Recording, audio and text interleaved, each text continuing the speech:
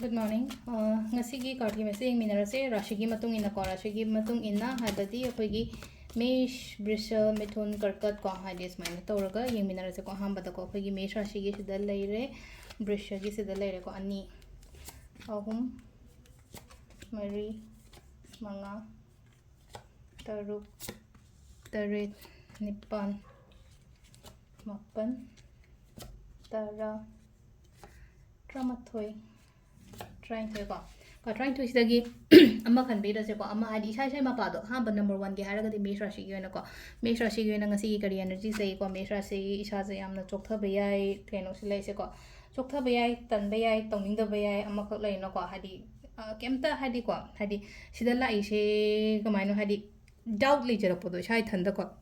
तौदब थबक नत्रग चतोय थबक ओगद्रा ओरोद्रा हाबगदा खंजाना लेको हादि तनबे यादे को सिदा तनबे यादे डाउट थंबे यादे चलो आइना खलिबा पोतो को नंबर 2 को नंबर 2 ना वाय ngang आइगी तोबों थोको दम तौ आइना खलिदो फैये चुमे ना खला दम फॉलो तोबियो को मिथुन की गायरे को हादि सिदा लाइसे हादि मीना आई मनिंग दंगांग ना बतु ngang जो केम खल्लो न हाय तारे से लेनो को हादि आई से आइना तौरिबा थबक मैम से हादि मना थाबिदे खोपिदे न खला से केम खल्लो आई तोबों थोको दम तौ मसा मथन दम ग्यान ताजरा कनि से पोसे मको अदुगा नेसी करकत को करकसिना अमु लेना को सिलाई से खल्लगा लेबा खोला त हादि ए पेशादि तांदि तानिंगे कई तौदोइनो नत्रगा हादि पाइ पेशाजु पाइरगा लेरेना खलसे हादि पोचे हौसरा हौरोइसरा तौसरा खलगा तौरो दा मसा मथन हादि पेशा पाइरगा ले पेशा मसा मथन पोक पेशा मचा पोकचरकदबदि नतेना अदुना होटनबा तौबा मचांगी को सिला लेसे सिना करकत के ले सिंगागी को सिंगागी ना मु सिलाई से हादि थोलो नंगना खल्लगा चटकेना खल लेरिबा पोतो थोलो चटलोन हारिबा सिदा जो हादि कंफर्ट जोन दगी थोलो ओ नंगना मपान थोलो थबक तौ मतमदा नंगोंदा अमुका हेना फगनी ना हाय को सिलाई को सिसिना खोइगी सिंगरा सियो को कैनागी ओइना हायगदि खतंग इमोशनली डाउन ओइबो खोप दमाइ तौ लेरि को सिदा थोय नुवाइ तबनि खंगदे अमनि खंगदे दमाइ तरो को नेक्स्ट की तुलागी सिना सिलाई को इमोशंस करी क्राश को मैम से कंट्रोल तो फजना थबक तो मतम द को हादि खतंग प्रैक्टिकली दमाइ तो बिबा हेतरे को ऑलवेज नुवाइते खोते न दमाइ तो बसु यादे को हिना को तुलागे को ब्रिचिके जो सिलाई न को इन कैनो पोट म गायरगा ले को सिगी पोट से अइना गायरगा लेरिबा पोट से रिजल्ट से पॉजिटिव अदुम लाकनी हाई चंगजन चंग सिरा चटलोइसिरा हाबे खंजाना बम सुलेबा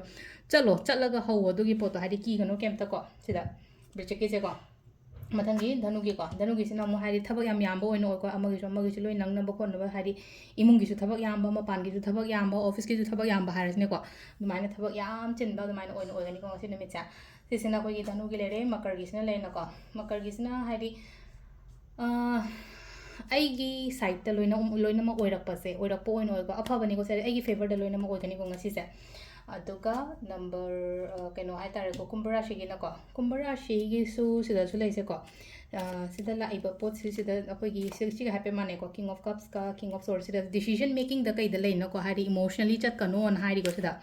अदुगा लास्ट की मीनराशि की हारी कनानुम लागे उन मतेंग गुंबा कई गुंबा दुमाइना पीबा न लाई को नत्रगा थाइनगी मरु कुंबा हलपनी खंगदे इमानबी कुइनगा पुंदनगा लेबदो दुंबा गुंबा हाय थेंगनाबा खोपा दाइ पीरी को सिसना को राशि की मतुंगिना टारो कार्ड रीडिंग को डेली गे